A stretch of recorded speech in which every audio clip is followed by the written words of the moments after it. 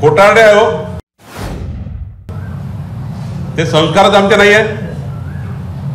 मराठा समाजाच्या आंदोलकांनी आमच्याही गाड्या अडवल्या आहे, पंकजाताई मुंडेची गाडी अडवली आहे।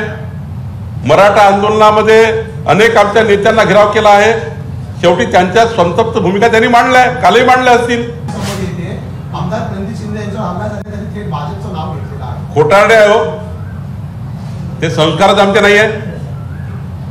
मराठा समाजाच्या आंदोलकांनी आमच्याही गाड्या अडवल्या आहे, पंकजाताई मुंडेची गाडी अडवली आहे।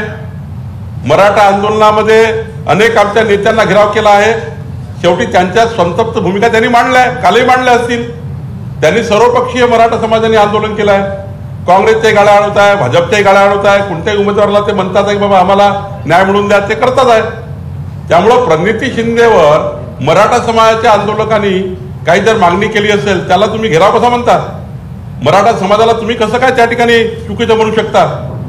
प्रणिती शिंदेनी मराठा समाजाच्या आंदोलकांना चांगल्या पद्धतीने उत्तर देण्याऐवजी भारतीय जनता पार्टीचं आंदोलन म्हणून त्या ठिकाणी चुकीच्या पद्धतीने मराठा समाजाच्या आरक्षण आंदोलकांना त्या ठिकाणी ग्रह पकडलेला आहे। कुठलंही आंदोलन भाजपचं नव्हतं आणि ते आमचे संस्कार नाही। प्रणितीताई, राजकारणाकरता तुम्ही या स्तराला जाऊ नका।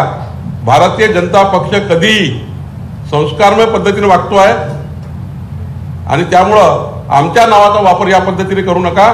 मराठा आंदोलकांनी त्या ठिकाणी दिलेलं निवेदन तुम्ही त्याला या पद्धतीने भाजपाचं घेराव वगैरे म्हणू नका।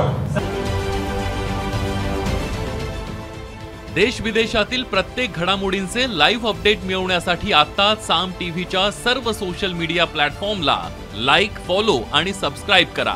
तसंच सर्व नोटिफिकेशनसाठी बेल आयकॉन प्रेस करायला विसरू नका।